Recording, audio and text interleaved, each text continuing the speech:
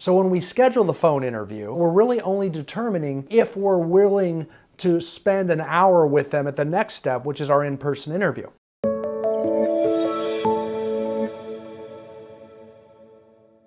Hi, and welcome to the next step in our hiring process about the phone screening interview. So we're actually moving down our funnel now, and we're onto the phone screening interview stage. And for this, we're going to use our phone screening interview worksheet to conduct these interviews. But before we jump into that, we need to understand who we are looking for here. We're not just looking for experience and education. We're also validating the behavior. And there's really no better way to spot the behavioral profiles in general than through the hiring process. And we're really trying to conduct these calls in 15 minutes.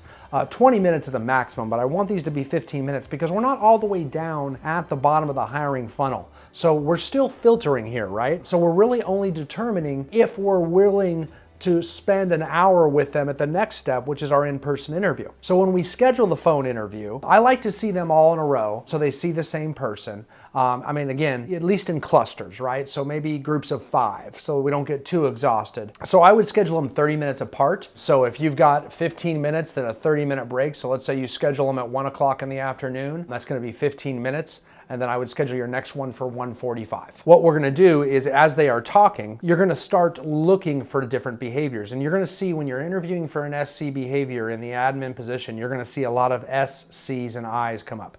You typically won't see many Ds at all apply for this job. So you won't see many of those, but you will see a lot of S, Cs, and Is. It's, are they in the right order, right? Do we have an S, then a C, and is the I low enough so that we don't have a highly social person in our administrative role, because that usually works out poorly. So let's take a look at your phone screening interview, and in looking at page 1, you can actually see on the phone screening interview that first page is all about open-ended questions. But first look at the bottom of it, and you're going to see after the open-ended questions, you're going to see a place where it says ideal disbehavior, and you're going to see a part where this candidate's disbehavior. And hopefully you filled this out ahead of time, right? Where you know you're looking for an SC, and you might even write the percentages, 75% plus and 50% plus. So we know and just remember what we're looking for, and then write that candidates down. It might be SCI, it might be CS, it might be SC. And then write their percentages beneath so we kind of remember what we're looking for and what we're listening for. If we've got someone that's a 60% I that we're going to do a phone screening interview, we will remember to listen for the I. How much does this person talk? How gregarious are they? How fast do they talk, right?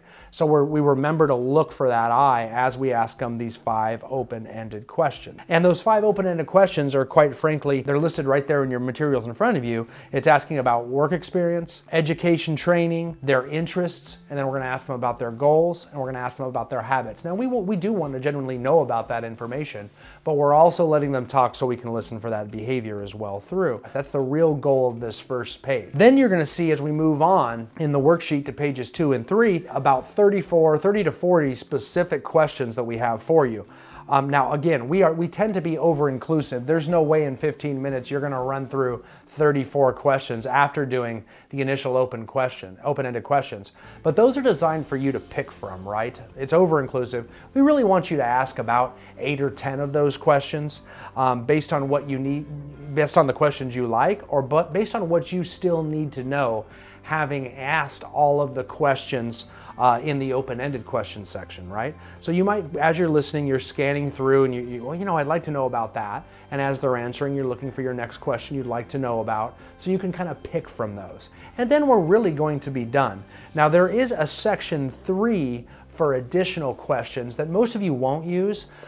We only use the additional questions second when a second phone interview is needed before we meet in person. And typically that's going to be done with a larger organization that already has an administrative assistant that's been actually conducting the entire hiring process, going through the funnel for the person who's ultimately making the decision. So a lead agent of a team might have an administrative assistant that's hiring a second administrative assistant. So that first hire, that first administrative assistant is actually handling the hiring process, setting out out the emails, looking at the resumes, maybe even conducting the phone screening interview up to this point, and this person can't decide whether we should meet him in person. So now the lead agent comes in and actually asks the additional phone screening interview questions on this page to make the final determination of whether we're going to waste an hour meeting them in person for the in-person interview. Following that phone screening interview, we want to make sure we took very good notes, and we want to fill that page up with notes and additional questions that we might want to ask in the in-person interview as well too.